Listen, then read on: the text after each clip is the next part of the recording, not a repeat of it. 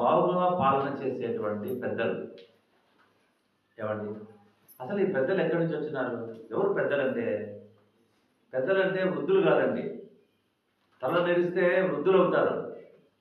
వాక్యాన్ని బాగా ఎరిగి వాక్యానుసారంగా నడిచేవారు ఉంటే పెద్దలు అవుతారు. వారు వచ్చి వయసులో చిన్నవారే కావచ్చు, వయసులో తక్కువ పేదవారే ఉండవచ్చును, కానీ వాక్యానుసారంగా నడిచేటువంటి వారే పెద్దలు. వారిని నియమించేవాడు ఎవరు?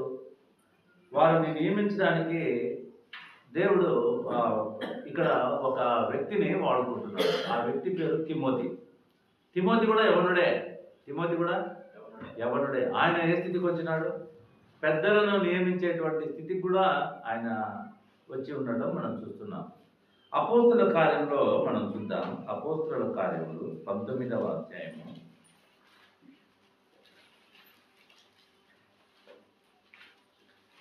20వ అధ్యాయం అనుకుంటా. అపోస్తుల కార్యములు 20వ అధ్యాయము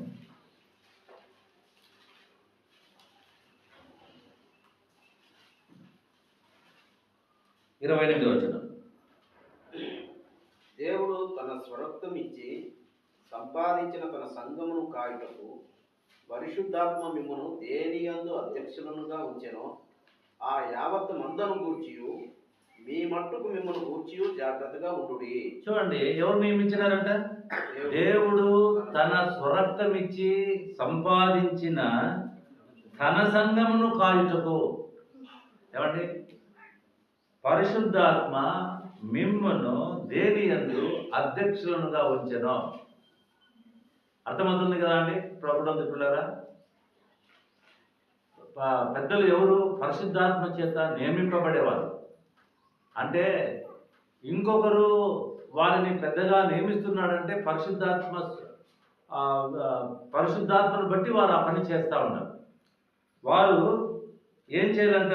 కాయుటకు, తన సంఘమును కాయుటకు పరిశుద్ధాత్మ మిమ్మల్ని దేనియందు అధ్యక్షులుగా ఉంచారు. ఆ యావత్తు మందును గూర్చి మీ మట్టుకు మిమ్మను గూర్చి జాగ్రత్తగా ఉండాలి. మందను గూర్చి జాగ్రత్తగా ఉండాలి, వాళ్ళను గురించి జాగ్రత్తగా ఉండాలి. అంటే సంఘము ఎంత విలువైనదో ఆలోచన చేయండి. అంత జాగ్రత్తగా ఉండాలి. మన ఇళ్లలో మన ఇంటిని ఎంత జాగ్రత్తగా కాపాడుకుంటా, దొంగలు ఎత్తికిపోకుండా, మన డబ్బులన్నీ బ్యాంకులలో పెట్టుకుంటా, అవునా కదా? ఎంత విషపురుగులు ఇంట్లోకి రాకోకుండా ఎంత జాగ్రత్తగా మనం కాపాడుకుంటాం కదా? అవన్నీ అయితే సంఘ పెద్దలు కాయడం కూడా అలాగేనండి. ఎవరు నిర్లక్ష్యం వహించడానికి వీల్లేదు. పెద్దలుగా ఉన్నటువంటి వారు వీరు పెద్దలండి. అందుకనే చూడండి 29వ వచనం కూడా, నేను వెళ్ళిపోయిన తర్వాత క్రూరమైన తోడేళ్ళు మీలో ప్రవేశించునని నాకు తెలియదు. వారు మందను కనికరింపరు. మరియు శిష్యులను తమ వెంట ఈడ్చుకొని పోవాలనని వంకర మాటలు పలుకు మనుషులు మీలోనే బయలుదేరుదురు. చూడండి, ముందుగానే హెచ్చరిస్తున్నాడు. ఎవరిని హెచ్చరిస్తున్నాడు? పెద్దలను హెచ్చరిస్తా ఉన్నాడు. పెద్దలు జాగ్రత్తగా ఉండాలి. సంఘము, నీవు ఏం చేసినా మన ఆలోచన సంఘమై ఉండాలి. మనం ఏం పని చేసినా సంఘాన్ని ఆనుకొని మనం పనిచేసేవారు. దేవుడు అప్పచెప్పినటువంటి పని, దేవుడు మనకు బహుమానం ఇచ్చేటువంటి పని. కాబట్టి పిల్లరా, పెద్దలు ఇటువంటి వారు చూడండి, హెబ్రీయులకు రాసిన పత్రిక 13వ అధ్యాయం 17వ వచనం.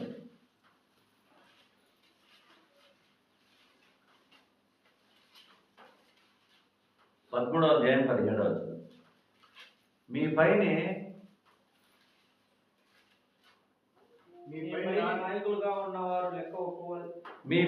నాయకులుగా ఉన్నవారు లెక్క ఒప్పజెప్పవలసిన వారి వలె మీ ఆత్మలను కాయుచున్నారు. ఎవరిని కాస్తున్నామంటానేమో? మీ ఆత్మలను కాయుస్తున్నారు. ఒక భాగ్యం తెలుసునా మీకు? మీ ఆత్మల్లో ఏమేమున్నదో సంఘ పెద్దలకు అర్థమవుతుంటుందండి. మీ ఆత్మలో ఏమున్నదో సంఘ పెద్దలకు అర్థమవుతూ ఉంటుంది. ఖచ్చితంగా అదే రీతిగానే పరిశుద్ధాత్మ దేవుడు కూడా మాట్లాడుతుంటాడు. అందుకనే మీ ఆత్మలను కాయచున్నారు. మీరు తప్పిపోకోకుండా ప్రభునందు ఎదగాలని దేవుడు మీ కొరకు పెద్దలను ఏర్పాటు చేస్తారు. పెద్దలు కలిగి ఉండటం ఎంత భాగ్యం. తర్వాత వారు దుఃఖముతో ఆ పని చేసిన ఎడల మీకు నిష్ప్రయోజనము చూడండి, వారు దుఃఖముతో ఆ పని చేసిన ఎడల మీకు నిష్ప్రయోజనం. ఏమండి కాస్తున్నారు మిమ్మల్ని? ఏమన్నా డబ్బు కొరక? దేవుడు అప్పచెప్పిన పని కొరకు మిమ్మల్ని కాస్తున్నారు. వారు దుఃఖంతో ఆ పని చేసిన ఎడల అంటే సంఘ పెద్దలకు దుఃఖం ఉండదా? చెప్పండి. దుఃఖంతో ఆ పని చేస్తుంటే, దుఃఖంతో ఆ పని చేయడం అంటే అర్థం ఏంటంటే, మీరు ఇలా ఉండండి అన్నప్పుడు వాళ్ళు మార్పు చెందుకోకుండా వాక్యం ఇంటూ కూడా వాళ్ళు అట్లనే జీవిస్తుంటే సంఘ పెద్దలకు ఏం కలుగుతుంది? దుఃఖమే కలుగుతుంది. మేము ఎంత చెప్పినా వీళ్ళు ఇట్లనే పోతా ఉన్నారంటే వాళ్ళు ఎట్లా ఉంటారు? వారు దుఃఖంతో ఆ పని చేస్తే మీకు ఎవరికి నిష్ప్రయోజనము? పెద్దలకు నిష్ప్రయోజనం కాదు, విశ్వాసులకు నిష్ప్రయోజనం. కాబట్టి పిల్లరా, పెద్దల మాటకు లోబడటం, దేవుని మాటకు లోబడటానికి ఒకటే అర్థం. మేము దేవుని మాటకు లోబడుతున్నామని చెప్పడానికి ఆధారం ఏమిరా అంటే సంఘంలో పెద్దలకు లోబడటమే. పెద్దలను ప్రశ్నించడం కాదు. దేవుని వాక్యంలో అక్కడ ఎక్కడ లేదండి ప్రియులారా. ఇది ప్రభు పక్షంగా మేము మాట్లాడి చెప్తూ ఉన్నాం. కాబట్టి వారు దుఃఖంతో ఆ పని చేస్తే మీకు నిష్ప్రయోజనం. సరే, పెద్దలంటే సంఘంలో పెద్దలు ఎందుకు ఉండాలి? దేవుడే నియమిస్తున్నాడు పెద్దలు. ఇప్పుడు మీకు ఒక ఉదాహరణ చెప్పి నేను ముందుకు వెళ్తాను. అది పనిచేది వాళ్ళు. నేను ఒక ఉదాహరణ చెప్పి ముందుకు వెళ్తాను. ఇప్పుడు మనం ఏదైనా ఒక వస్తువు కొనాలంటే ఒక బ్రాండెడ్ వస్తువు కొనుక్కుంటాం. గాడ్రేజ్ అని కదా, మార్కెట్లో ఏది బ్రాండ్ ఉంటే ఆ బ్రాండ్ వస్తువు కొనుక్కుంటాం. ఆ బ్రాండ్ ఎందుకు ఆ బ్రాండెడ్ వస్తువు కొనుక్కుంటాం మనము? అది స్టాండర్డ్గా ఉంటుంది. అట్లనే డూప్లికేట్ కూడా దొరుకుతాయి, చాలా తక్కువకు దొరుకుతాయి. కానీ అది వాడకంలో దాని యొక్క నాణ్యత తెలుస్తుంది.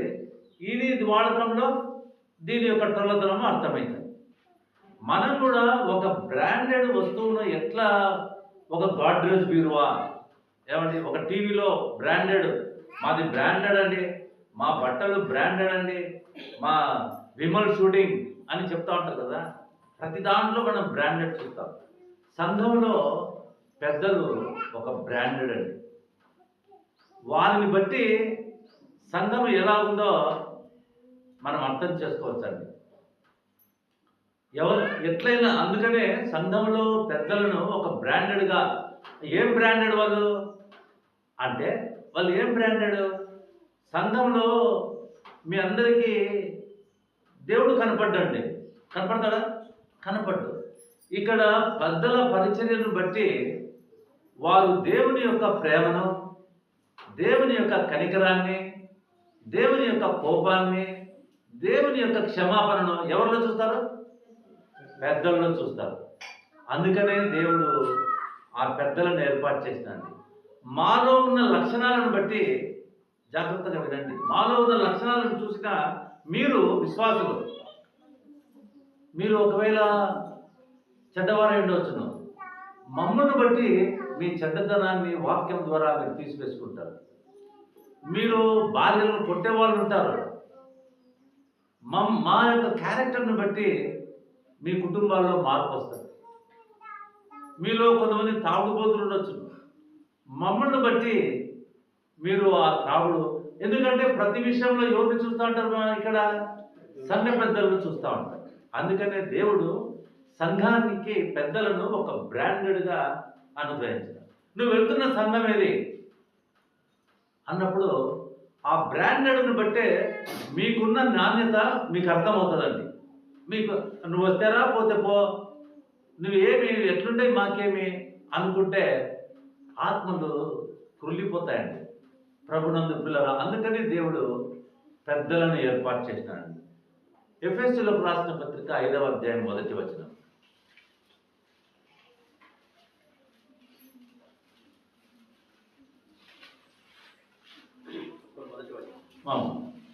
కావున పేజీ నంబర్ 175 కొత్త నిబంధన. కావున మీరు ప్రియులైన పిల్లల వలె దేవుని పోలి నడుచుకొనుడి.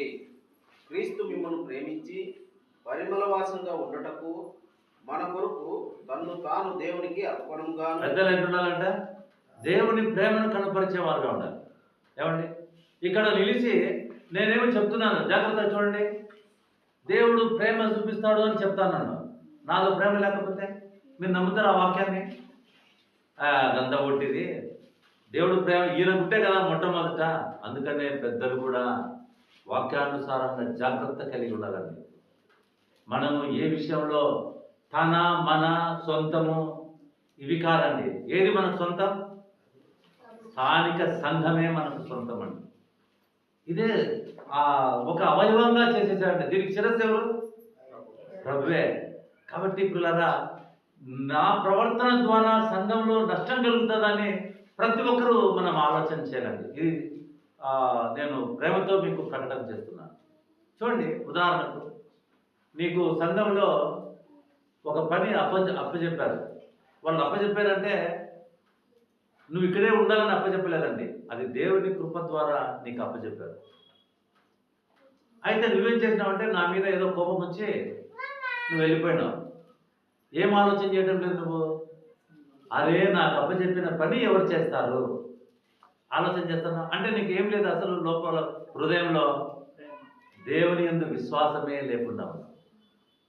ఇది ఆలోచన చేస్తే స్థానిక సంఘంలో మనం ఒకరిని ఒకరు మానుకొని అంకులు ఎక్కడన్నా కానీ సంఘంలో ఈ పరిచర్య నాకు ఆ పరిచర్య అప్పచెప్పడం కంటే భాగ్యము ఇంకొకటి లేదండి.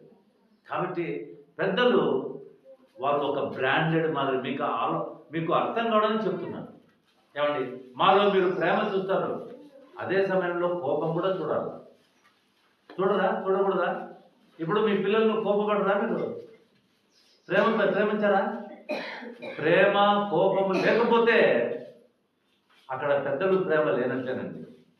ఏం అంకులు ఇట్లా చెప్తాడు, ఏం రామని అట్లా చెప్తాడు కాదండి. వారు అసలు అరిచే కోపడే వాళ్ళు లేకుండా లోకం నశించిపోతా ఉందండి పిల్లరా. అందుకనే వీరు పెద్దలండి. సంఘంలో ప్రభువును చూపించేటువంటి వారు సంఘ పెద్దలే. మనకేదో ఉద్యోగం కాదండి, ఈడేదో ఒక ఘనత కాదండి. మేము పరిచర్య తగ్గింపు కలిగి మేమే మీకు పరిచర్య చేసేవాళ్ళం. మీరే ఉన్నతమైనటువంటి వాళ్ళు. అందుకొరకై మేము ప్రయాసపడుతున్నాం మీ కొరకు. దేవుడు మాకు ఇచ్చిన పనిని బట్టి మీరే గొప్ప. అందుకనే మీరు ఒకరు రాకపోతే హృదయంలో కలవరపడి ఫోన్ల మీద ఫోన్లు చేస్తూ ఉంటారు. ఎందుకంటే మీరే గొప్ప ప్రభునందు, మీ కొరకే. అందుకనే చూడండి, ఇంకొక మాట చూపించి నేను మెసేజ్కి వస్తాను. ఆ పేతురు రాసినటువంటి పత్రిక 5వ అధ్యాయము 2వ వచనం, 1వ వచనం చదువుకుందాం.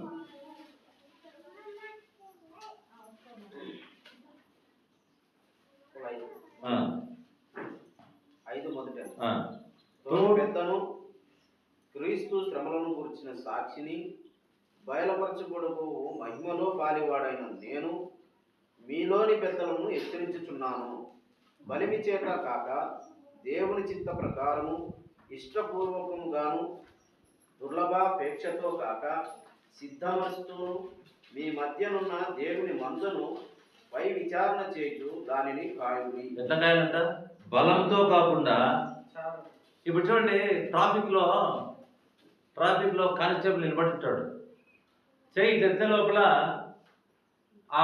అవన్నీ వెహికల్స్, ఎంత పెద్ద వెహికల్ అయినా నిలబడిపోతుంది. బలంతోనా? దేన్ని బట్టి ఆగిపోతున్నాయి?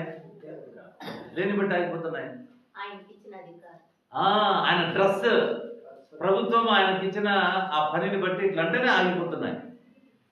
అర్థమవుతుందా? అట్లా బలంతో చేయకూడదు మనం ఇక్కడ. అర్థమవుతుందా అండి? బలంతో కాక దేవుని చిత్త ప్రకారము ఆజ్ఞపూర్వకంగాను. ఎట్లా చేయాలంట? ఇది ఆజ్ఞ. అమ్మా మీరు రేపు 31వ తేదీ రావాలా, దీన్ని ఎట్లా చేయాలా? ఆజ్ఞ ఇది. ఆజ్ఞపూర్వకంగాను దుర్లాభాపేక్షతో కాక, వీళ్ళు బాగా డబ్బులు ఇస్తారు మందిరానికి అని వాళ్ళను ఏమనుకోకుండా, డబ్బులు లేని పేదవాళ్ళను బయటికి పో అని అట్లా కాదు. దుర్లాభాపేక్ష ఉండకూడదు.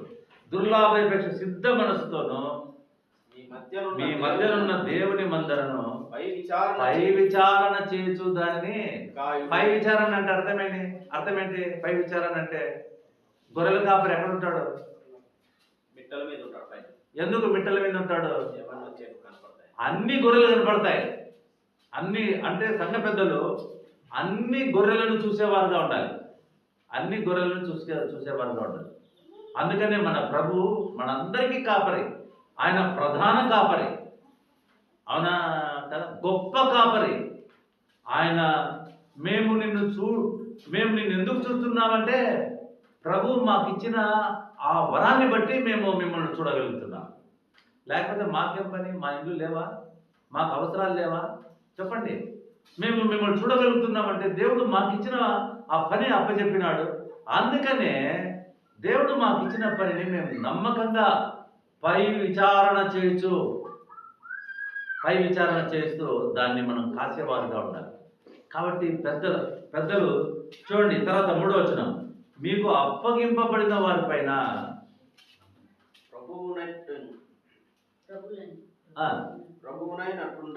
ప్రభువునైనట్టుండగా మందకు మాదిరులుగా ఉండు. ఎట్లుండాలంట?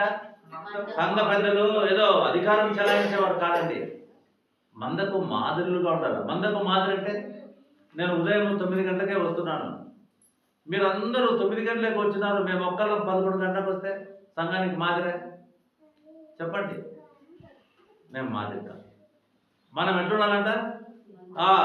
ఆయన రాజు ఏ టైం కన్నా వస్తాడు, మనం రెడీగా ఉండాలా? కాదండి. మందకు మాదిరులు అంటే వచ్చే విషయంలో వాళ్ళు ప్రాముఖ్యంగా ముందుగా ఉండాలి. మాట్లాడే విషయంలో మృదుత్వంగా మాట్లాడాలి. ప్రేమించే విషయంలో సమానంగా ప్రేమించేవారుగా ఉండాలి. ఇదంతా ఎందుకు చేయాలి? నువ్వు దేవుడు నీకు ఆ మనసు ఇచ్చినాడు. నీ మనసు కాదది, నా మనసు కాదది, దేవుడు ఆ మనసు ఇచ్చినాడు. అందుకనే ఇటువంటి పెద్దల కింద ఆ పెద్దల కొరకు మీరు ప్రార్థన చేసేవారుగా ఉండాలి. ఆ పెద్దలకు మీరు సహకరించేవారుగా ఉండాలి. ఆ పెద్దలను సన్మానించేవారుగా ఉండాలి. సన్మానం అంటే ఇప్పుడు వద్దాం. చూడండి సమయాన్ని బట్టి 5వ అధ్యాయము 12వ వచనం, 1 తిమోతికి రాసినటువంటి పత్రిక 5వ అధ్యాయం 17వ వచనంలో, బాగుగా పాలన చేయు పెద్దలను విశేషముగా వాక్యమందును ఉపదేశమందును ప్రయాసపడు వారిని రెట్టింపు సన్మానమునకు పాత్రులుగా ఎంచవలను. కనీసం నువ్వన్న చదువు కొంచెం హెల్ప్ చేయండి.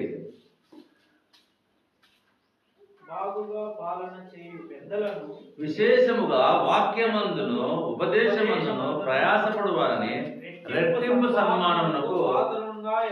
ఏమి సన్మానం అంటే మమ్మల్ని కూర్చోబెట్టి పూలదండేయమని కాదు, మాకు పండగకు కొత్త బట్టలు తీసేయమని కాదు, మా ఇంట్లో వచ్చి పనులు చేయమని కాదు.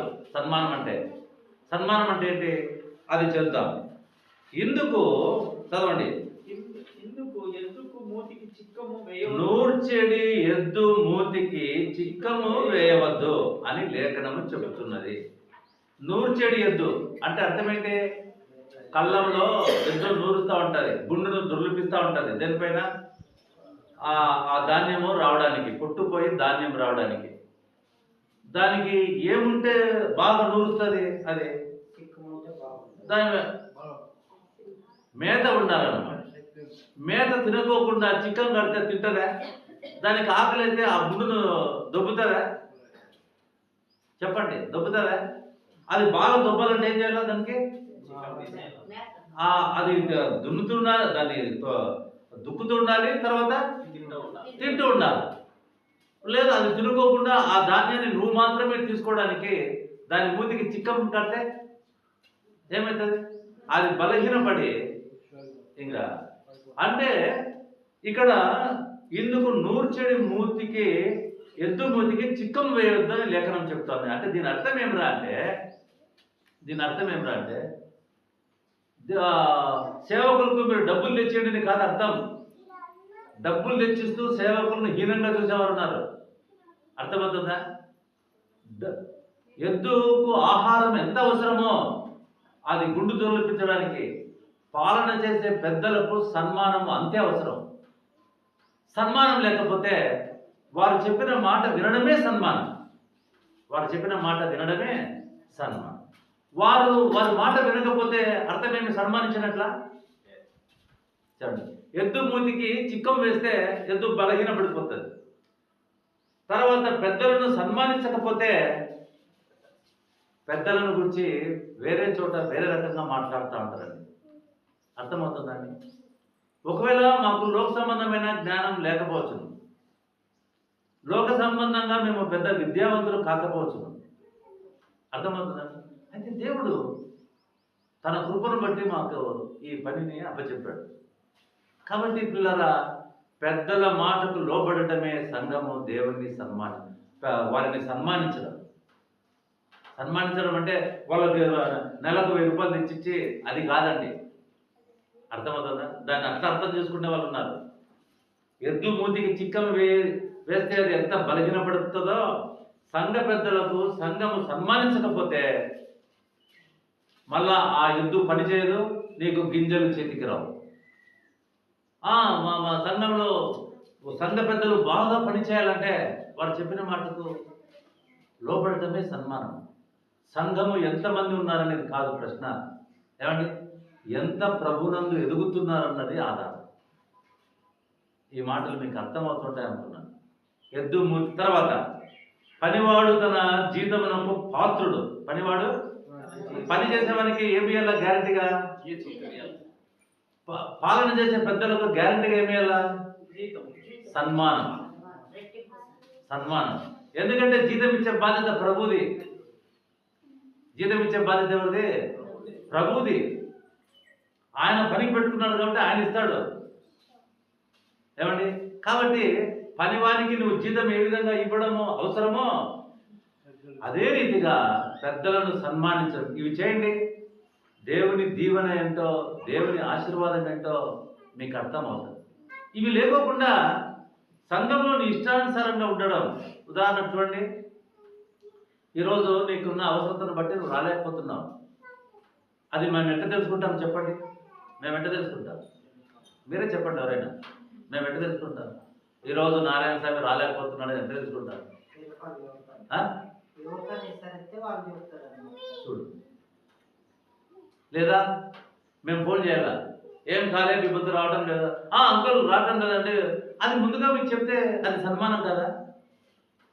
మేము ఫోన్ చేసేంత వరకు మీరు చెప్పలేరా? మేము ఫోన్ చేసేంత వరకు మీరు చెప్పడం లేదంటే అది క్రమం కాదు, దానిలో ఏదో మోసం లేదు. అంకుల్ నేను ఈ విధంగా రాలేకపోతున్నాను, ఈ విధంగా మనం ఫోన్ చేస్తే అప్పుడు వాళ్ళు ఏం చెప్తున్నారు? ఏం సుజాతమ్మా ఇంకా రావడం లేదంటే అప్పుడు చెప్తుందండి ఏమని? నేను అడుగుతున్నట్టు పడుకోనున్నాను. అది క్రమమే కాదు, అది సన్మానమే కాదు. వాక్యం వాక్యము వినడమే కాదండి, వాక్య ప్రకారము ఎదగడం నేర్చుకుందాం. మీరు ఎందుకు ఎందుకంటే మేము ప్రార్థన చేస్తాం కదా. అరే రమణమ్మ ఇల్లు కోసం రాలేకపోయింది, ప్రార్థన చేద్దామని అంటే మీరు సంఘ పెద్దలు ఏం చేస్తున్నారు? సన్మానిస్తున్నారా? చెప్పండి. మళ్ళా మేము చిన్నది ఏదన్నా మాలో పొరపాటు జరిగితే మీరు ఎంత ఇది చేస్తారో. మీ మాదిరే మేము కదా, మీకు క్షమాపణ ఉండదా? క్షమాపణ కేవలం పెద్దలకైనా పరిమితమైంది. ఏమండి? విశ్వాసులకు క్షమించే విధానం ఉండదా? చెప్పండి, ఆలోచన చేయండి. ఈరోజు మంచి అవకాశం, నాకు తెలియకూడనే ఈ మాటలు చెప్తున్నాను నేను. కాబట్టి పనివాడు తన జీతమునకు పాత్రుడు. వానికి జీతం ఎంత ఇవ్వడం గ్యారెంటీనో పెద్దలను సన్మానించడము అంతే గ్యారెంటీ. ఈరోజు పాఠం నేర్చుకుందాం. ఈ చివరి సంవత్సరం, ఈ చివరి దినాల్లో పెద్దలను నువ్వు లెక్క చేయడం లేదంటే అర్థమేమి చెప్పండి? అర్థమేమి? పెద్దలు లెక్క చేయడం లేదంటే దేవుణ్ణి లెక్క చేయడం లేదు. దేవుడు నీ కొరకు తల్లిదండ్రులు ఇచ్చింటుండగా ఆ తల్లిదండ్రులను సన్మానించాలి. దేవుడు సంఘానికి పెద్దలను అనుగ్రహించుండగా ఆ పెద్దలను సన్మానించాలి. మనము లోపల నసరకూడదు. అబ్బా ఏందబ్బా అంకులు ఇట్లా చెప్తున్నాడు, ఆయన వచ్చి ఊరికి అరుస్తాడు, రామవన్న గట్టి గట్టిగా అరుస్తాడు. అరిచే పెద్ద ఉన్నందుకు దేవుడికి స్తోత్రం చెల్లించండి. మీరు ఎట్లా పోతే ఆయన ఏమనుకుంటే ఆయన ఏం చేయడు, అరవడు.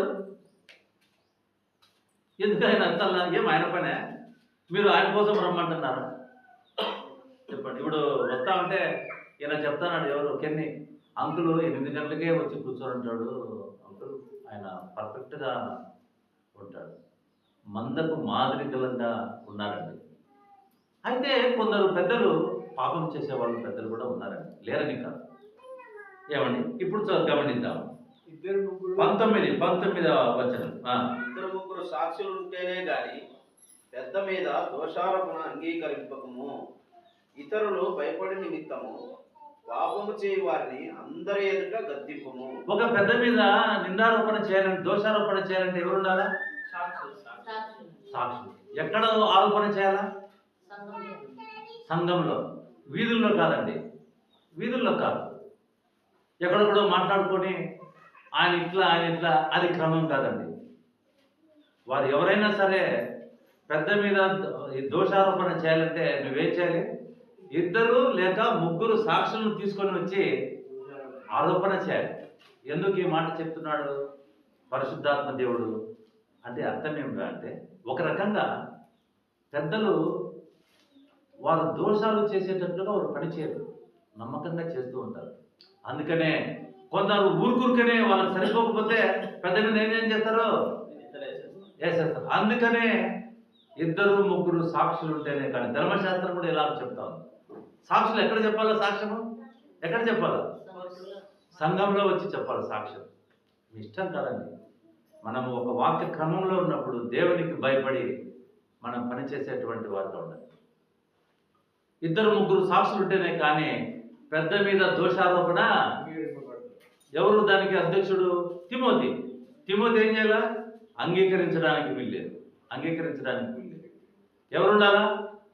రాంబాబన్న లంచగొండి అని అందాం అనుకుందాం. ఆ పెద్ద సరిగా లేడు, అప్పుడు మీరేం చేయాలా? ఆయన నిజంగా అట్టోడని సాక్ష్యం. అట్లా సాక్ష్యం లేకుండా మీరు వేసేవాళ్ళు, దోషారోపణ చేసేవాళ్ళు ఎవరో తెలుసునా? పాపం చేసేటువంటి వాళ్ళు. కొంతమంది వారు చేసేటువంటి పాపాలు బయటపడుకోకుండా మొట్టమొదట వాళ్ళు ఏం చేసేస్తారు? పెద్దల మీద దోషారోపణ. వేరే వాళ్ళ మీద కాదు, పెద్దల మీద దోషాలు. ఎందుకంటే పెద్దకు అరిసే అధికారం ఉంది, క్రమపరిచే అధికారం ఉందని ముందు చూసుకున్నాం కదా. ఆజ్ఞించే అధికారం ఉంది. వారి పాపాలు బయటపడుకోకుండా ఏం చేస్తా ఉంటారు? పెద్ద మీద దోషారోపణ. నిజంగా దోషం ఉందంటే నువ్వేం చేయాలా? నిలబెట్టు. పెద్దను కూడా మీరు క్రమపరిచిన వారు అవుతారు. ఆ పెద్ద కూడా దేవునికి స్తోత్రం చెల్లిస్తాడు. అయ్యా నేను చేసిన తప్పు నాకు అర్థమైందని చెప్పేసి అతను కూడా క్షమాపణ పొందగలుగుతాడు. మీరు బయటనే మాట్లాడుకొని స్థానికంగా కట్టబడుతున్న ఈ సంఘాన్ని మీరే నష్టం చేయకండి. ప్రేమపూర్వకంగా వేడుకుంటున్నాం. ప్రేమపూర్వకంగా మేము ఎన్ని సమస్యలు ఎదుర్కొంటున్నామో తెలుసునా? ఒక్కొక్కరిని గురించి అడిగినప్పుడు మాకు ఏం చెప్పాలో తెలియక మేము చాలా కష్టపడుతున్నాం. అందుకనే ప్రభునందు ప్రియమైనటువంటి వాళ్ళ 2-3 సాక్షులు ఉంటేనే కానీ, అంకుల్ లేదా రాంబాబు లేదా నారాయణ స్వామి, నాగార్జున ఈ మాట అన్నాడు, కాలేబీ ఈ మాట అన్నాడు, మీరేం చేయాలా? సాక్షులు ఉన్నారా నీ దగ్గర? దేవుడు కూడా సాక్ష్యం లేకుండా ఏ పని చేయలేదండి. వాళ్ళ తండ్రి, కుమారుడు, పరిశుద్ధాత్మ ముగ్గురే కదా. అందుకని ఇక్కడ ఏం చేస్తున్నాడు చూడండి సాక్ష్యము. పౌలు భక్తుడు ఒక మాట మాట్లాడుతున్నాడు. 21వ వచనం. విరోధ బుద్ధితోనైనను పక్షపాతంతోనైనను చూడండి 20వ వచనం చదువుతున్నాను. ఇతరులు భయపడు నిమిత్తము పాపము చేయు వారిని అందరి ఎదుట గద్దింపుము. ఎవరు పాపం చేసేవారు? దోషారోపణ చేసేవారు. అంటే సాక్ష్యాలు లేకోకుండా దోషారోపణ చేసేటువంటి వాళ్ళు. అందుకనే ఇతరులు భయపడు నిమిత్తం ఇట్లా అందరూ వచ్చే సంఘ పెద్దల మీద మాట్లాడుకోకుండా సంఘ పెద్దలు ఏం చేయాలా? వారిని అందరి ఎదుట గద్దించాలి. అందరి ఎదుట గద్దించాలి. ఏమని? ఇటువంటి తప్పు చేయొద్దు, మేము అటువంటి స్థితిలో లేము, సంఘము ప్రభువుకు మహిమకరంగా ఉన్నది. సంఘాన్ని గురించి సాక్ష్యం చెప్పేవాళ్ళు లేరే. అమ్మా, దేవుని బట్టి ఈ సంవత్సరం మనం చేసినటువంటి ఆ తప్పులను క్షమాపణ పొందుకొని ప్రభు కొరకు నిజంగా జీవిద్దాం. అప్పుడు మీ కుటుంబాల్లో సంతోషం, ఆదరణ ఇవి లేకుండా మీరు ఎంత వాక్యం విన్నా అది మీకు నిష్ప్రయోజనమే. చూడండి, ఇతరులు భయపడు నిమిత్తము పాపము చేయువారిని, పాపం చేసేవారు ఎవరు? దోషారోపణ చేసేవారు. ఏమండి? విరోధ బుద్ధితో కొంతమంది ఏం చేస్తున్నారంటే ఇక్కడ ఉండరు, ఇంకొక సంఘానికి వెళ్ళిపోతారు. అంటే ఇక్కడ చేసిన తప్పు ఆడిపోతేనే మరి ఇదైపోతుందా? వాషింగ్ మిషన్లో వేసినట్లు శుభ్రపడుతుందా? చెప్పండి. ఇక్కడే నువ్వు క్రమపడలేదు, అక్కడ పోయి ఏం క్రమపడతావు? చెప్పండి ప్రియులారా, మీరు ఆలోచన చేయండి. మొన్న పొలిటికల్గా చెప్తున్నాను, ఒక ఆయన అడుగుతున్నాడు, ఒక ఎంపీ అడుగుతున్నాడు, ఎవరి గురించి? చంద్రబాబు నాయుడు గురించి. అంటే నేను మాట్లాడకూడదు, నేను ఊరికే మీకు అర్థం కావడానికి. ఏమంటున్నాడంటే, మీ ప్రభుత్వంలోనికి వస్తేనే చంద్రబాబు ఆయన చేసిన తప్పులన్నీ వాషింగ్ మిషన్లో వేసినట్లు శుభ్రపడిపోయినాయా అని అడుగుతున్నాడు. మనం అంతే. ఇక్కడనే నువ్వు క్రమపడడానికి నువ్వు ఇష్టపడినప్పుడు అక్కడ పోయి నువ్వేం క్రమపడతావు? చెప్పండి. అంటే అర్థమేమే? దిద్దుబాటు నీకు అసహ్యం, క్రమం అన్నది నీకు అసహ్యం, నీవు చెప్పినట్లు జరగాలని నువ్వు కోరుకుంటున్నావు. వారు ఎవరైనా కానీ ఆలోచన చేయండి ప్రియులారా. కాబట్టి పాపం చేసేటువంటి వారు పెద్దల మీద సన్మానించడానికి బదులు నిందారోపణ చేస్తాం. ఎవరైనా సరే సంఘ పెద్దలను కలిసిన తర్వాత సంఘ గృహాలకు వెళ్ళాలండి. ఇది క్రమం. సంఘ పెద్దలకు తెలియజెప్పుకోకుండా సంఘంలో ఉన్న విశ్వాసుల దగ్గరికి వెళ్ళడం అది వాక్యక్రమం కాదండి. వారు సేవకులే కాదు. ఇప్పుడు మా ఇంటికి ఎవరైనా రావాలా? ఎవరిని అడుగుతారు? నన్ను అడుక్కోకుండా ఎవరైనా వస్తారా ఇంటికి? నువ్వు పర్మిషన్ ఇవ్వకుండా ఎవరైనా వస్తారా? సంఘ పెద్దలను అడుక్కోకుండా వారు వ్యక్తిగతంగా దర్శించడం, ఫోన్లు చేయడం, వారిని మనం పనులకు వాడుకోవడం దుర్మార్గం. మీకు క్షేమమైతే మాత్రం కాదు. వారిని మనం ఖండించకోకుండా ఏమండి పిల్లరా, నేను నారాయణ స్వామిని చాలా తీవ్రంగా గద్దించినాను. అవును అంకుల్, నేను చెప్పాలనుకుంటున్నాను, టీ తాగిపించి టిఫిన్ పెట్టి చెప్పాలనుకుంటున్నాను. ఇంకేం చెప్తావు నువ్వు? టీ తాగి టిఫిన్ పెట్టి. వాక్యం అర్థమవుతుంది కదా. తర్వాత విరోధ బుద్ధితోనైనాను పక్షపాతంలోనైనాను ఏమీ చేయక నేను చెప్పిన ఈ సంగతులను గైకొనవలనని దేవుని, ఎంతమంది సాక్షులు? దేవుని ఎదుట చూడండి, దేవుని ఎదుట, క్రీస్తు యేసు ఎదుట ఏర్పరచబడిన నీకు ఆనబెట్టుచున్నాను. ఆయన వాక్యాన్ని ఊరికే చెప్పలే, ముగ్గురు సాక్షుల మీద ముందర చెప్తున్నాడు. ఎవరెవరు? దేవుని ఎదుట, క్రీస్తు యేసు ఎదుట ఏర్పరచబడిన మనం మాట్లాడే మాటలు ఊరికే పోవు. ముగ్గురు సాక్షులు ఉన్నారు. నీవు నింద వేయాలంటే నీకు ముగ్గురు సాక్షులు ఉండాలి. ఆయన ఒక వాక్యం చెప్పడానికి ముగ్గురు సాక్షుల ద్వారా ఆయన తెలియపరుస్తున్నాడు. దేవుని ఎదుట నాకు విరోధ బుద్ధి లేదయ్యా, నేను దేవుని బట్టి చెప్తున్నాను, క్రీస్తుని బట్టి చెప్తున్నాను, ఏర్పరచబడిన దేవదూతలను బట్టి చెప్తున్నాను. అందుకనే దైవావేశము వలన కలిగిన ప్రతి లేఖనం దేవునికి ఎప్పుడు వస్తుంది? ఆవేశం ఎప్పుడు వస్తుంది? అందుకనే దైవావేశం అంటే అర్థమేం తెలుసునా? ప్రజల మీద దేవునికి కోపం వచ్చినప్పుడు ఆయన వాక్యం పలుకుతున్నాడు. అది దైవావేశం కలిగిన ప్రతి లేఖనం. సంఘ పెద్దలు దైవావేశం కలిగితేనే మాట్లాడుతూ ఉంటారు. అర్థమవుతుందండి? కాబట్టి ఇక్కడ మనం గమనిద్దాం, ముగ్గురు సాక్షుల ఎదుట నీకు ఆనబెట్టుతున్నాను, త్వరపడి యవన మీదనే నన్ను హస్త నిక్షేపణము చేయ. అంటే అర్థం ఏంటో తెలుసునా?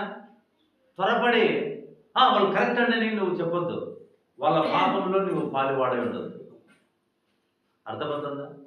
త్వరపడి ఎవరి మీదనైనాను నువ్వు హస్త నిక్షేపం నేను సాక్ష్యం వాడు చేసేది కరెక్ట్ అని చెప్పకండి.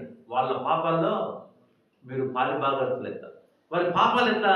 సంఘం ఎదుటికి రాకపోవడమే, సంఘ పెద్దలతో మాట్లాడకపోవడమే. అంటే వాళ్ళకి ఎవరి మీద లేదు? దేవుని మీదనే వాళ్ళకి లేదండి. ఇది జాగ్రత్త. ఒకవేళ సేవకులు గాను విశ్వాసులు గాను వారు కనపడవచ్చు, మనం కనపడడం కాదు. ఎవరికి కనపడాలా? ప్రభువు కనపడాలి. తర్వాత నీవు పవిత్రుడుగా ఉండినట్లు చూసుకున్నాము, ఇక మీదట నీళ్ళే తాగక నీ కడుపు జబ్బు నిమిత్తమును తరచుగా వచ్చు బలహీనతల కోసరమును ద్రాక్షరసము కొంచెముగా పుచ్చుకొను. కొంతమంది ఏం చేస్తున్నారో తెలుసునా?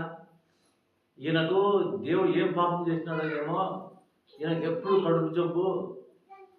ఎంతో మందిని బాగు చేసినటువంటి పౌలు భక్తుడు, స్వస్థత చేసిన పౌలు భక్తుడు ఈయన చేయలేడా? రా తిమోతి నా దగ్గరకు రా, నేను చేయబెట్టి చేస్తానని అన్నాడా? కొందరికి దేవుని ద్వారా భాగ్యం అండి జబ్బులు. పౌలు భక్తునికి ఒక జబ్బు లేదు, భాగ్యమా శిక్షణ? అదంతా వివరించి చెప్పడానికి వీల్లేదు. కొన్ని జబ్బులు, ఆ జబ్బులను బట్టి వారు దేవునికి దీనులుగా ఉంటారండి. అందుకోసమే దేవుడే వారికి ఆ జబ్బులు అనుగ్రహించారు. ఆ జబ్బుల వలన మనకు నష్టం లేదు, కానీ దేవునికి మహిమకరము, మనకు ప్రయోజనం. అందుకనే నువ్వు కొద్ది కొద్దిగా ద్రాక్షరసం తీసుకో అని తెలియపరుస్తున్నాడు. తర్వాత కొందరి పాపములు తేటగా బయలుపడి న్యాయపు తీర్పునకు ముందుగా నడుస్తున్నవి. కొందరు ఏం చేస్తారంటే పెద్దలు, ఇది మాట జాగ్రత్తగా అండి, సాక్ష్యాలు లేకోకుండానే పాపాలు చేస్తూ ఉంటారు. సాక్ష్యాలు లేకోకుండానే, సాక్షులను తీసుకురావాలి కదా ఇద్దరు ముగ్గురిని, అట్లా కాకోకుండా సాక్ష్యాలు దొరకకోకుండా కొంతమంది పెద్దలు పాపం చేస్తూ ఉంటారు. వారిని కూడా దేవుడు విడిచిపెట్టలేదండి. నేను సాక్షులు ఊరు లేదు నాకు, ఆయన ఓకే అని పెద్దలు విర్రవీగడానికి వీల్లేదండి. సాక్ష్యాలు నాకు ఎవరు చెప్పేటోళ్ళు లేరండి. సాక్ష్యాలు లేకోకుండా పాపాలు చేసే పెద్దలు కూడా ఉంటున్నారండి. అందుకనే వారి కోసం ఏం చెప్తున్నా అంటే, కొందరి పాపములు తేటగా బయలుపడి, నువ్వు ఏం చెప్పకపోయినా ఎట్లా బయలుపడతానంట? తేటగా. అర్థం ఈయన ఇట్లా చేసేస్తాడు. తేటగా బయలుపడి న్యాయపు తీర్పునకు ముందుగా. చూడండి, నీవు నేను మనం తీర్పులను లోనవుతున్నాం. తర్వాత మరికొందరి పాపములు వారి వెంటనే వెళుతున్నాయి. మరికొందరి పాపాలు ఎట్లా ఉన్నాయంట? వారి వెంటే వెళ్తున్నాయి. అటువలే మంచి కార్యములో ఒకరోజు మనం చేసే కార్యాలన్నీ తేటగా బయలుపడతాయి. బయలుపడనివి దాచబడనేరవు. నువ్వు అనుకోవచ్చు నేను ఏం చేసినా ఇది బయటికి పడదు అని, కానీ తప్పక అవి బయటపడతాయండి. కాబట్టి ఈ సత్యాన్ని గుర్తెరిగి ఈ దినం ఒక మంచి పాఠం మనకు ప్రభు బోధించినాడు. సంఘ పెద్దలను ఎక్కడున్నావు కాలేజీ పంటనే కాలేజీ నేను ఇప్పుడు రావడం లేదంటారు. ముందుగా మనం చెప్పడం అది సన్మానించడం కదా. ముందుగా చెప్పకపోవడం, ఇవన్నీ ఎందుకు చెప్తున్నా? మీరు హృదయంలో హీనపడాలని కాదు, దేవుని బోధ. దేవుడే మీతో మాట్లాడుతున్నాడు. నువ్వు అన్నింటిలో కరెక్ట్ ఉన్నావయ్యా, ఇది ఒకటి చేయి నువ్వు అని ఆయనే భంగపడదు. ఆయన తెలియదా? ఆయనకు సమస్తం తెలుసు. మన కుటుంబాలతో మనం చేరి దేవుని మందిరానికి వచ్చి ప్రభును కనపడతాం. ఇదంతా ఎందుకు ఈ వాక్యం అంతా అంటే, దేవుడు తన సంఘాన్ని కాయడానికి తన స్వరక్తం ఇచ్చి సంపాదించుకున్నాడు. అవునండి, మన ప్రభు అయిన యేసుక్రీస్తు వారు దేవుడుగా ఉండి పరలోకాన్ని విడిచిపెట్టి మానవుడిగా భూమి మీద పుట్టి మనందరి పాపముల కొరకై చనిపోయి మనలను పరిశుద్ధులుగా, పాపం లేని వారిగా, నీతిమంతులుగా చేశాడు. ఆ నీతిమంతులుగా మనం ఉండగలిగేటట్లు, కొనసాగగలిగేటట్లు పరిశుద్ధాత్మ పెద్దలను నియమించినాడు. ఆ పెద్దల ద్వారా, పెద్దలకు మాటకు లోబడటం ద్వారా మనం పాపం నుండి తప్పించబడతాం. అందుకనే పెద్దలు. అర్థమవుతుందా అండి? అందుకని వాళ్ళేమి అధికారం చెలాయించడానికి కాదు. మీరు పాపం చేస్తూ ఉంటే ఆ పాపం నుంచి మీరు తప్పించబడతారు. పెద్దలు ఎంత ప్రాముఖ్యమో గమనించు ప్రియులారా. కాబట్టి మనం ఏం చేసేది, ఆ ప్రభు మన కొరకు తిరిగి లేచి ఇదిగో త్వరలో ఆయన భూమి మీదకి సంఘానికి కొరకు రాబోతూ ఉండగా నీవు నేను పరిశుద్ధంగానే ఉండాలనే పెద్దలను ప్రభు మనకు అనుగ్రహించినారు. ఆ పెద్దల మాటకు లోబడి ఆయన రాకడ కొరకై ఎదురు చూద్దాం. దేవుడి మాటలు మన కొరకై దీవించి ఆశీర్వదించుకుందాం. ప్రార్థన చేసుకుందామని. జీవాధిపతి అయిన మా ప్రభువా, మీ పరిశుద్ధమైన నామానికి స్తోత్రాలైనా. ఇంతవరకు నేను అనేక అంశాల ద్వారా మాతో మాట్లాడి మమ్మల్ని అందరినీ హెచ్చరించినందుకై మీకు స్తోత్రాలు. విత్తబడిన ప్రతి మాట మా హృదయాల్లో కార్యం చేసేటలాగున మీరు బలపరచండి, మీ దయ పాలించండి. నైనా మీ రాకడ ఆలస్యమైతే మేము మరొకసారి కలుసుకొని 31వ తారీఖున కలుసుకొని నైనా మేము కృతజ్ఞత చెల్లించడం కూడా మాకు సహాయం చేయండి. ఈ సంవత్సరం అంతా మమ్మల్ని కాపాడినందుకు స్తోత్రాలు. ఈ దినం రాని వారిని క్షమించి రాగలిగినందుకు కృప దయచేయండి, సహాయం చూడండి. మా ప్రభువైన యేసుక్రీస్తునామమున ప్రార్థన చేసుకొని వేడుకుంటున్నాం తండ్రి, ఆమేన్. ప్రియులారా, ఇప్పుడు మన సహోదరుడు కొంచెం నేర్పిస్తాడు పిల్లలకు. ఏమి ఒక హాఫ్ అన్ అవర్ నేర్పిస్తాడు. రాని వాళ్ళు ఎంత అందరూ వచ్చినారు కదా, ఎందుకంటే ఇప్పుడు పీటర్ లేడు, ఉండగానే 1వ తారీఖున వెయ్యాలా. కాబట్టి కొంచెం నేర్చుకొని మీరు దయతో వెళ్ళండి. మేము తర్వాత ముగించుకొని మనం ఓకే. అందరికీ మా